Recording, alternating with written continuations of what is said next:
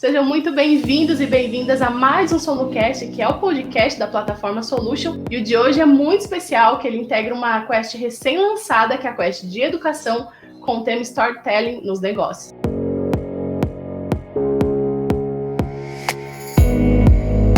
Apesar de eu ter falado que esse podcast ele integra a quest de educação, quem não for do ramo já pode ficar por aqui, porque marketing, negócio, você que é empreendedor, microempreendedor, tem muito para aprender com essa conversa de hoje com os professores Max e Marcelo. Eu tenho certeza que lá no fim você vai falar, ainda bem que você deu a dica de ficar por aqui, porque o conteúdo é extremamente enriquecedor. Professores, sejam muito bem-vindos. Muito obrigado. É um prazer estar aqui conversando sobre um tema tão atual, na verdade muito antigo, mas extremamente atual e principalmente ao lado do meu amigo Marcelo Veras, que para mim é um mentor, principalmente pela sua vocação de educador, de empreendedor. E também eu sempre olhei com referência, porque é bem mais velho do que eu, então eu sempre tive essa referência até etária, né? É um prazer muito grande estar aqui. Olá a todos, obrigado pela recepção. E prazer também estar aqui com vocês para debater esse tema. O Max hoje ele tá aí, na minha visão, entre uma das 3 maiores autoridades no tema storytelling. Escreveu aí o primeiro livro de storytelling aplicado à educação, o primeiro livro de storytelling aplicado aos negócios. Para mim também uma honra, um prazer estar aqui contigo, Max. Eu falei nos bastidores aqui com os professores, né? Mas hoje eu tive o prazer aí de acompanhar alguns materiais e assistir algumas aulas antes da nossa gravação, e eu fiquei, assim, extremamente encantada. Não é puxa-saquismo, viu? Eu queria que, antes da gente entrar no tema de fato, se vocês puderem dar uma pincelada, explicar rapidamente o que é storytelling para quem está pegando aí o podcast pela primeira vez, ouvindo o termo pela primeira vez, e daí podem deslanchar no conteúdo, que eu tenho certeza que vai ser um sucesso. Muito bem. Storytelling, apesar do termo ao pé da letra seja contar histórias, não é exatamente contar histórias. É também contar histórias. É principalmente contar histórias para quê? Porque se eu conto uma história, né, que eu cheguei atrasado na reunião porque o meu pneu furou, eu estou contando uma história. Mas eu estou narrando fatos. A não ser que eu queira convencer as pessoas de que o meu atraso foi justificado porque o pneu furou. Então, aí todo mundo já entende o que é o storytelling. Não é somente contar história. É contar história com interesse de persuadir, de convencer, de ensinar, de encantar, de levar o seu interlocutor a aderir uma proposta sua. Não é só uma contação de história. Às vezes a gente diz, eu vou levar meu filho sábado de manhã para a livraria porque vai haver uma contação de histórias. Essa história contada para entreter não é exatamente storytelling. Quando eu leio Machado de Assis, Jorge Amado, Clarice Lispector, eu não estou buscando storytelling, apesar de existirem histórias ali. Mas ali é a história pela história, é a história pelo prazer, pela fruição, é o prazer pelo ato de ter prazer de escutar uma história. É lógico que o cinema, os livros, a publicidade fazem uso do storytelling, dessa ferramenta, desse recurso de contar a história para entregar valores, projetos, a proposta. O que é o propósito de uma empresa? O propósito de uma empresa é uma narrativa, é uma história que ela está contando. Ela se propõe a quê? Então, esse é o princípio do storytelling e pode ser aplicado em toda e qualquer área, inclusive no mundo dos negócios. O professor Marcelo, que como eu, é um animal didático, no sentido, o habitat dele é a sala de aula já há algumas décadas, né, desde o século XIX, então ele também tem essa experiência do storytelling na sala de aula, mas também tem como empreendedor.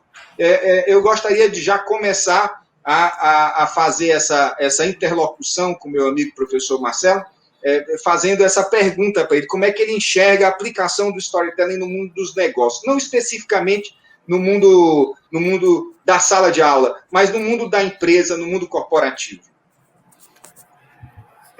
Bom, Max, o meu professor, né, que foi meu grande mentor no tema, ele deixou um legado. Acho que a primeira coisa importante que eu aprendi sobre storytelling, além do que você já falou, é que o uso desta ferramenta, ele cria um atalho sem precedentes para a gente atingir a coisa mais difícil que existe hoje, seja na educação, nos negócios. O que está mais difícil de se conseguir hoje é o que a gente chama de atenção das pessoas, né? Está muito difícil.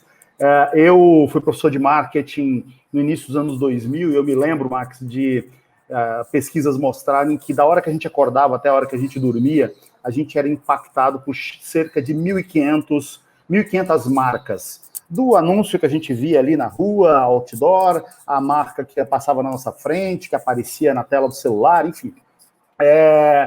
Esses números recentes agora, 2 décadas depois, eles chegam perto de 4.000, né? Então, você imagine, Max, você aqui e 4.000 pessoas por dia chegando na sua frente, apertando a sua mão e querendo se apresentar para você. Ao final das 4.000, de quem você lembraria, né? Então, eu acho que a magia, a força, a potência do storytelling é a gente chegar no coração, criar esse atalho para a gente chegar no coração, na mente das pessoas e obter a sua atenção, né?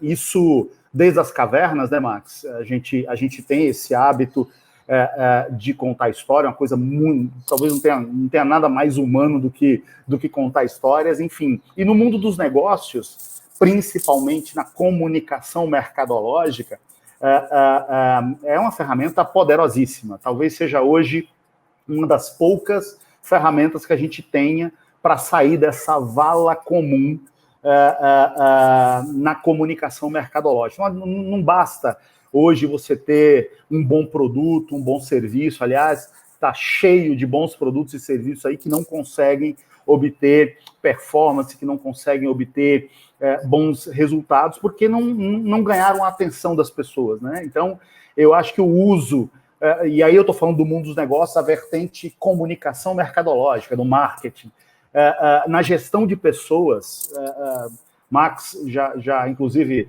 me ajudou a escrever alguns textos no seu livro de storytelling aplicado aos negócios, tem um capítulo lá sobre o uso do storytelling na liderança, né? Você consegue muito mais ganhar atenção e engajamento de colaboradores quando você usa o storytelling para tratar de um tema que pode ser até ser técnico, ser muito factual, mas através do storytelling a gente consegue a atenção das pessoas. Então, eu aprendi desde que comecei a te ouvir, Max, comecei a ler teus livros e a te ouvir, eu aprendi que é uma ferramenta que todos nós, independente de cargo, independente de carreira, independente... Aliás, nos seus outros 2 livros, né, as palavras aladas e palavras amargas, está muito claro ali, né, a ferramenta que a gente tem para usar todo dia no nosso trabalho, no nosso ambiente de trabalho, na nossa carreira, é o poder da palavra, e se ela tiver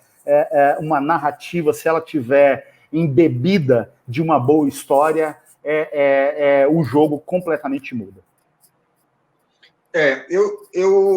O seu último artigo, acho que foi o último ou penúltimo artigo, que você fala das paisagens, das narrativas, aquelas com as quais a gente convive o tempo inteiro, e você vai convivendo tanto com essas histórias que elas acabam virando paisagem na nossa vida. É como uma teia de aranha, que se você não espanar logo do canto da parede, daqui a pouco ela faz parte da decoração.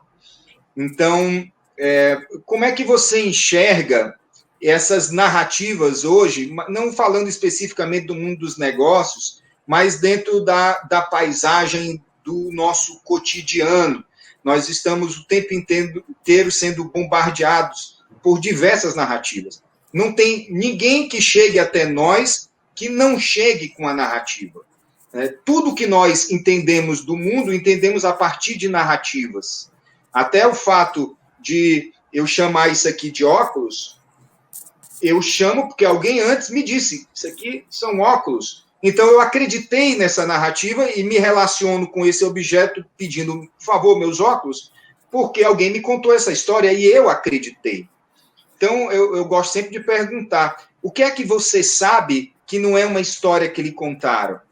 É bem possível que, se eu perguntar para alguém, para um nosso ouvinte, a capital do Piauí, é bem possível. Espero que todos saibam que é Teresina, mas nem todos estiveram lá. E aí eu pergunto, como é que sabem que é Teresina? Sabem que é Teresina porque alguém contou essa história.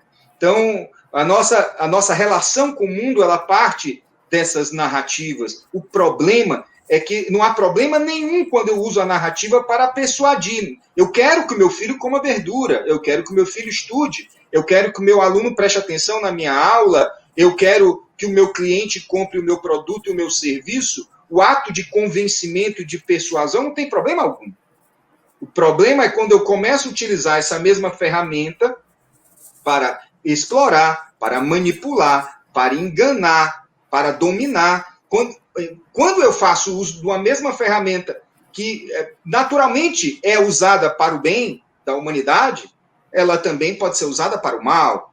Então, no seu último artigo, você trata exatamente dessa relação com essas narrativas, chamando-as de paisagens, é muito interessante, e eu gostaria que você discorresse um pouquinho sobre isso. Respondendo a sua pergunta, a resposta é nada. Nada do que nós compramos como ideia, como verdade, vem de outro lugar, a não ser das narrativas. Né? Nosso querido Harari, que a gente gosta muito, já debatemos alguns dos seus textos, no seu livro maravilhoso, Sapiens, mostra isso com muito... Tudo na vida da gente é narrativa, né? As revoluções que a gente passou, as revoluções agrícola, industrial, elas foram recheadas de novas narrativas, como viradas de página. O comunismo é uma narrativa, o capitalismo é uma narrativa, todas as religiões, principalmente as religiões monoteístas, cada uma foi construída a partir de uma narrativa. Agora, é interessante você falar, né? Quer dizer, as ferramentas, elas... Quando alguém descobre uma ferramenta muito poderosa, né, ela pode ser usada para o bem ou para o mal, né? Como eu sempre digo, Max, a mesma faca que passa manteiga no pão pode matar uma pessoa, a mesma energia nuclear que pode produzir prosperidade para uma região, produziu Hiroshima e Nagasaki. A culpa não é nem da faca, nem da energia nuclear, a culpa é das mãos que as usaram, né? E o poder das histórias, das narrativas é a mesma coisa, né? Vejam que narrativa perfeita, aspas duplas no termo perfeito, que conseguiu convencer praticamente uma nação inteira e tem seguidores até hoje, como foi o nazismo, né? Então, aí está um belo exemplo na história da humanidade de uma narrativa, do uso de uma narrativa poderosa para produzir as atrocidades que ela produziu. Eu, nesse último artigo, Max, que eu falo das paisagens, eu estava fazendo uma reflexão exatamente sobre esse momento histórico que a gente está vivendo, né? Pessoal, hoje, quem podia contar histórias? Quem podia criar narrativas até pouco tempo atrás, né? Quem tinha o poder da palavra até pouco tempo atrás? Tinha o poder da palavra quem eram personalidades públicas e estavam nos meios de comunicação, na TV, no rádio, no jornal. Podiam criar narrativas quem estava numa sala de aula para os seus alunos, enfim. Mas, enfim, não fugia muito disso, né? Políticos, celebridades e tal. A partir do dia 29 de junho de 2007, quando o falecido Steve Jobs subiu ao palco e apresentou o primeiro smartphone, o iPhone 3, 29 de junho de 2007, e a Apple, não à toa, hoje, se ela fosse um país, ela teria o PIB maior do que o Brasil, né? Colocou na palma da nossa mão esse cara aqui, que se a gente sair de casa, esquecer o RG, provavelmente a gente siga. Se a gente sair de casa, esquecer o telefone celular, a gente volta para pegar, porque a gente não vive mais sem esse cara. Esse cara, além de uma tecnologia que colocou na palma da nossa mão 80 aplicativos em média, que é o que cada pessoa tem no seu celular, onde a gente se localiza, onde a gente troca mensagem, onde a gente tira foto, grava vídeo, faz um monte de coisa. Mas mais do que uma tecnologia, eu costumo dizer, Max, que o telefone celular foi a maior transferência de poder que já aconteceu na história da humanidade. Qualquer um com um cara desse na mão e com um mínimo sinal de 3G, esteja ele numa metrópole como São Paulo, onde eu estou, que tem 12 milhões de habitantes, ou numa cidade do interior do Piauí com 200 habitantes, com um cara desse, um sinal de 3G, ele consegue falar para o mundo o que quiser. O que quiser, para o bem ou para o mal. Então, assim, e as pessoas descobriram isso, né? Essa foi a tecnologia que mais avançou. A gente bate metade de 2022 com praticamente 100% do planeta conectado. Aqui no Brasil, nós temos 210 milhões de pessoas e 220 milhões de celulares. Aqui já tem mais celular do que gente. Então assim, isso é incrível. E aí você bota nessa camada tecnológica, você bota um negócio chamado rede social, está feita a tempestade perfeita. Todo mundo tem voz a partir de um smartphone e todo mundo tem voz em plateias, onde tem muita gente para ouvir. Então isso vira esse caminhão de melancia que ainda vai demorar um pouco para se acomodar, né? Assim, eu dizia o seguinte, isso não é ruim. Eu começo meu artigo sobre as paisagens, dizendo, isso é maravilhoso, eu acho incrível as pessoas terem voz, muito bacana, muito legal, mas tem uma coisa que um dos nossos professores na escola chamou de encurtamento da percepção, né? O que é o encurtamento da percepção? É quando eu tenho tanta informação, mas tanta informação que eu fico raso em tudo. E quando eu fico raso em tudo, eu perco a capacidade de... Quando eu não compreendo profundamente, eu perco a capacidade de raciocínio crítico. E isso hoje, para mim, é o meu maior receio em relação ao futuro da humanidade como um todo, em todas as dimensões, econômica, política, social, é esse encurtamento da percepção. Então, eu acho que, de novo, o storytelling é uma ferramenta poderosa, mas ela deveria ser usada por pessoas que não sofram desse chamado encurtamento da percepção, porque quando a gente não perdeu a capacidade de raciocínio crítico, as coisas viram paisagem. A gente não se toca mais. Eu me lembro, eu e minha esposa, no dia 4 de abril do ano passado, quando a gente viu na TV que tinham morrido 700 mil pessoas na Itália, em um dia, a gente chorou copiosamente. Semana passada, quando a gente viu na mesma TV 1.910 pessoas morrendo aqui, eu não derramei uma lágrima.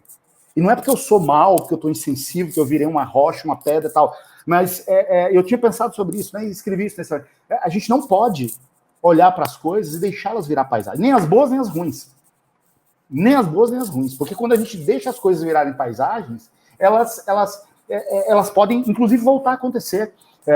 Um historiador que eu conheço, um dos maiores historiadores, o Max conhece, o professor Jorge Cunha, a gente conversando sobre as visitas aos campos de concentração que tem hoje na Alemanha, na Áustria e tal, ele falou, Marcelo, lá tem uma verdade que é assim, ó, eu ficava me perguntando para ele, por que não apagam isso? Por que a gente não apaga isso da história? E ele falou, não, quando a gente esquece, a gente pode repetir. Então, nós não podemos deixar as coisas virarem paisagem, porque se elas forem ruins, a gente pode repetir, se a gente esquecer delas, e se elas forem boas, a gente perde, a gente deixa de valorizar, e aí a gente cruza aquela fronteira que eu chamo entre a ambição e a ganância, né? Então, acho que o momento histórico é esse, Max, da gente usar o storytelling, pessoas que tenham a competência para saber usá-lo, para a gente alargar e não encurtar a percepção de todos. Mas sabe o que é complicado, Marcelo? Inclusive, eu escrevi sobre isso no meu último artigo, que eu falo sobre as bolhas, porque uma bolha social... O que é uma bolha social? Geralmente um grupo de pessoas que concordam sobre alguns temas, que têm as mesmas percepções de mundo, inclusive algumas encurtadas, como você coloca. E o que acontecia? O Humberto Eco fala que a internet deu voz a um imbecil, né? E o Nelson Rodrigues diz que o futuro é dos idiotas porque eles são muitos. Então, veja só, é a tempestade perfeita, né? Porque nós temos muita gente desinformada dando informação. E o que acontece? Quando um sujeito entrava num botequim antes e dizia que a Terra era plana, as pessoas riam dele, porque um bom grupo ali ele não acreditava, logicamente, com uma tolice dessa. Só que na internet, quando um sujeito diz isso, ele desperta mais, sei lá, 100 mil, 1 milhão, que pensam igual. E aí esse pessoal vira uma comunidade. E uma comunidade que fica se municiando desse tipo de informação. Eu estou falando da Terra plana, mas pode ser qualquer coisa. Pode ser a antivacina, pode ser o comunismo, pode ser alguma polarização, um golpismo, sei lá, qualquer deformidade social. Qualquer deformidade social vão ter pessoas que vão acreditar naquela narrativa, vão se municiar de informações. Você não vai ter interlocução, geralmente, com pessoas que têm um pensamento adverso ao seu, oposto ao seu.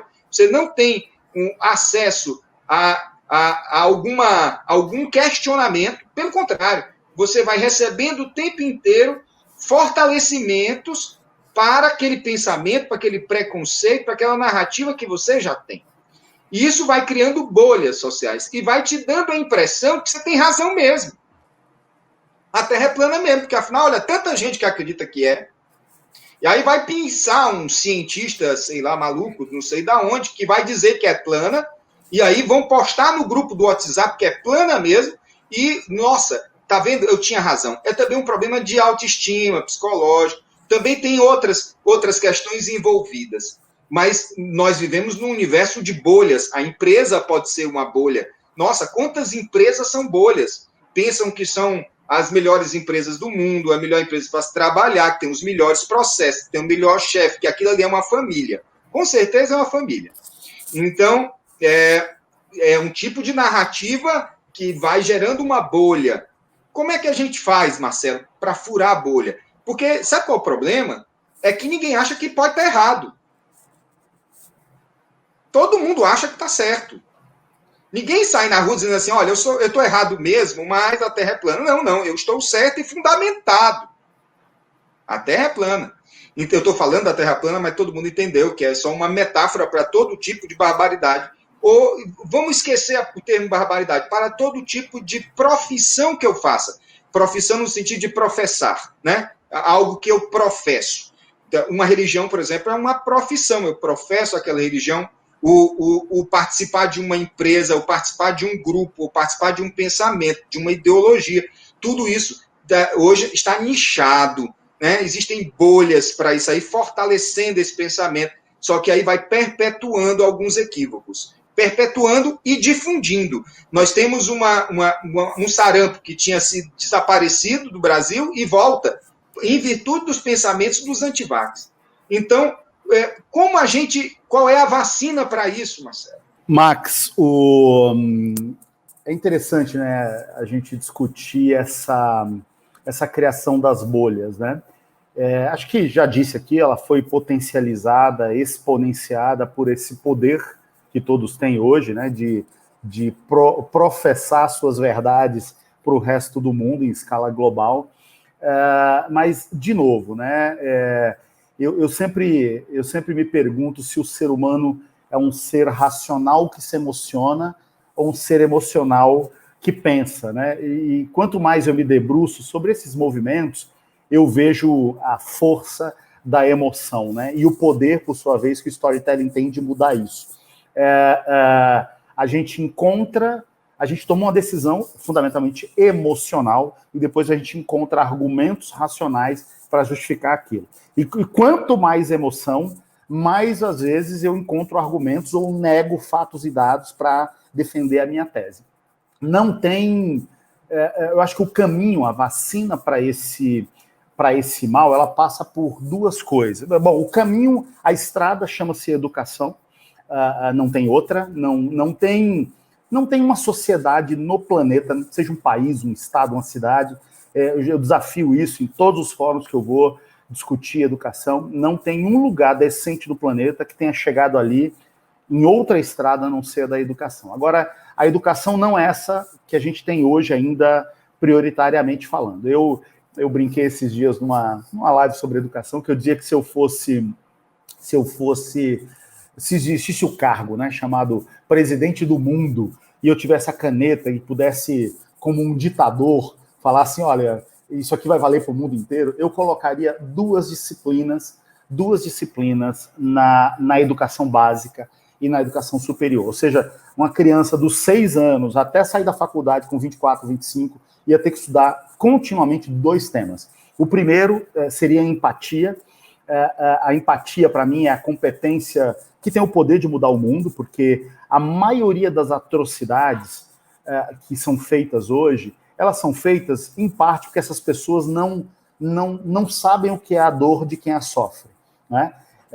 Se um político visse o seu filho morrer numa fila de um hospital de Covid porque não tinha um leito de UTI, a sua visão sobre o tema seria diferente. Então, eu acho que a gente precisaria experimentar ao longo da nossa jornada educacional mais essa empatia, a gente vivenciar situações para a gente sentir a dor do outro, a alegria do outro. Isso, para mim, seria importante. E a segunda, já disse aqui, essa legião de marionetes que acreditam numa narrativa falaciosa e seguem propagando com fervor, com agressividade, com baixa argumentação. Essas pessoas têm falta de uma outra competência que eu acho importante, que é o pensamento crítico, né?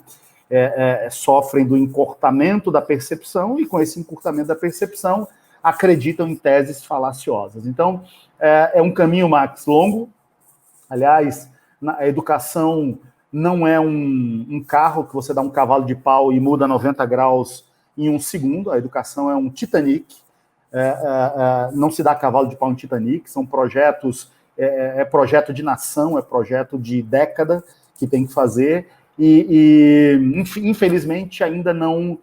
O nível de consciência sobre essa necessidade ainda não existe, né? O Brasil tem outra agenda ainda. O Brasil tem nosso querido país tem uma completa falência moral do seu sistema político, judiciário, etc. e tal. Mas eu espero que, se não a nossa geração, mas a próxima ou a dos nossos netos, consigam ver a educação ser realmente o principal pilar da criação de uma grande nação. Professor, como eu disse, eu estava acompanhando alguns conteúdos, né, de vocês hoje, e entre esses conteúdos vocês falavam sobre agregação de valor mesmo, monetário, ao fim do produto, né, seja ele qual for, a partir do momento que se tem uma experiência de storytelling ali nos negócios, né, sejam grandes marcas. O senhor, na fala que eu vi, usou até o exemplo da própria Ferrari. Então, se vocês pudessem discorrer um pouco sobre essa agregação final de valor, se utilizando da técnica ao longo do processo. Muito bem, eu vou fazer um preâmbulo ao Marcelo. As coisas não têm valor por si só. Se eu chegar numa aldeia, numa tribo, não sei aonde, que não dá valor nenhum, por exemplo, ao ouro, se eu chegar lá e oferecer espelho em troca de pepitas de ouro, é bem possível que eles troquem. Por sinal, isso já foi amplamente utilizado. Os colonizadores já fizeram essa jogada antes, não foi nem inventada por mim, o que é uma pena. Mas, por quê? Porque aquele ouro, para que serve ouro? Eu só dou valor ao ouro porque eu sei, eu atribuo valor pela narrativa. É a narrativa que me dá valor a alguma coisa. Então, uma Ferrari com outros carros com a mecânica semelhante, os carros alemães, por exemplo, têm mecânicas extraordinárias, mas a Ferrari é uma Ferrari. Por que a Ferrari é uma Ferrari? Porque a Ferrari ela é embalsamada, ela é embalada por uma história, por uma narrativa. Então, qualquer coisa que a gente venda, que a gente entregue, ela vai ter valor pela história que você vai atribuir a ela. É justamente isso. Só que, se isso fosse fácil, todo mundo faria Ferraris. Né? Todo mundo faria. Para poder você criar essa narrativa e fazer com que essa narrativa cole com o produto, cole com o serviço, não é nada simples. Por que Harvard tem um nome e a JB da Silva não tem? A JB da Silva, vamos falar de uma escola de negócios ou de uma universidade, porque Harvard tem uma história. Então, essa história vai atribuir storytelling a ela, vai agregar esse valor. A percepção de valor é muito alta quando você diz, eu fiz um curso por Harvard, ou comprei uma Ferrari. Eu espero, por sinal, um dia poder dizer isso. Eu acho que vou morrer sem poder dizer, mas é uma frase bonita para ser empregada. Comprei uma Ferrari. Inclusive, vocês podem até editar e jogar depois. Comprei uma Ferrari, tá? Aí vai ficar muito bem para mim. Mas por que fica bem? Por causa da narrativa que está agregada, que está colada com esse produto. Não é isso, professor Marcelo? O ser humano é tão fascinado por histórias que tem coisas que acontecem aí no mercado que a gente tem, às vezes, dificuldade até de entender e de compreender. na Inova Consult, no nosso atual relatório de tendências, nas 15 tendências comportamentais, uma delas chama-se o poder das histórias, né? E a gente gosta muito de mostrar exemplos reais de como empacotar essa questão do storytelling. O Max acabou de contar aqui da Ferrari, 2 casos, um aqui que está no Brasil. Quem for a um supermercado, por exemplo, um Pão de Açúcar, vai ver lá o azeite galo tradicional, que a gente conhece, o azeite galo português, a R$19 a garrafinha, e do lado dele, 2 edições de azeite, o azeite galo colheita tardia e o azeite galo colheita ao luar. O colheita ao luar, inclusive, com a embalagem toda preta. Nesses 2 azeites, tem um caderninho com a história. Então, o azeite galo colheita ao luar, ele é colhido em noite de lua, não sei o que, cheia. Tem uma historinha ali. E sabe o que muda de uma coisa para outra? Só 100% de valor de mercado. O azeite galo tradicional, R$19, o azeite galo colheita ao luar, R$42, um pouco mais do que o dobro. E toda vez que a gente mostra esse exemplo, eu tenho uma foto, inclusive, de uma prateleira, sempre tem um que levanta a mão e fala assim, mas eu não sou louco de comprar um azeite pelo dobro do preço só porque tem uma historinha. E eu pergunto assim, se está em todas as unidades dos supermercados do Brasil, por que você acha que está lá? Porque, enfim, algumas pessoas, pode ser que você não consuma, mas tem pessoas que consomem. Outro caso, assim, de nos fazer pensar da água mineral, Fiji. A água Fiji, ela custa a bagatela de $12 a garrafa. Mas por quê? Porque ela tem uma história por trás. Ela é coletada a 70 metros de profundidade nas ilhas Fiji. E porque não entra em contato com o ar, tem mais isso, tem mais aquilo, e tem o caderninho contando a história. Né? Quem estudou um pouco de química sabe, 2 moléculas de hidrogênio e uma de oxigênio, H2O. A água é água. Não, a água não é água. A água Fiji, ela tem uma história por trás e as pessoas pagam a bagatela de $12. Então, Max, o storytelling, repito, como toda ferramenta poderosa, pode ser usado para o bem ou para o mal. Mas quem souber usá-lo para o bem, quem souber usá-lo na construção de uma oferta, vai conseguir colocar um valor ali que às vezes as pessoas vão achar até difícil de entender. Mas estão aqui exemplos reais do quão aficionado por história o ser humano é. E, Marcelo, mas aí uma perguntinha rápida, nem sei se nós temos tempo, mas vocês podem ficar aí, puxar uma cadeira, a gente vai conversando, eu e o Marcelo. Para um profissional, é lógico que se para um produto contar histórias é importante, para um profissional, para um professor, para alguém que está inserido no mercado de trabalho, ele precisa também aprender a contar histórias? Como é que ele faz? Max, se você puder, eu sempre digo, eu aprendi isso muito com você, se a gente puder, em todas as nossas narrativas, seja numa aula, numa entrevista de emprego, por sinal, você tem uma entrevista na Rede Globo lá de Campinas sobre o uso de storytelling em entrevistas de emprego, conteúdo maravilhoso, já revisitei várias vezes. Toda vez que a gente puder contar uma história, e principalmente seguindo determinada estrutura, né, que você explica muito bem nos seus livros, a chamada Jornada do Herói, toda vez que a gente puder contar uma história, ela vai ser mais eficaz do que simplesmente começar ali um discurso menos sem este ingrediente de storytelling. Então, é o que a gente diz, tem uma história para te contar, as pessoas já querem ouvir, e se você souber contar, você vai ter a atenção plena de todos. É algo que eu gosto de dizer.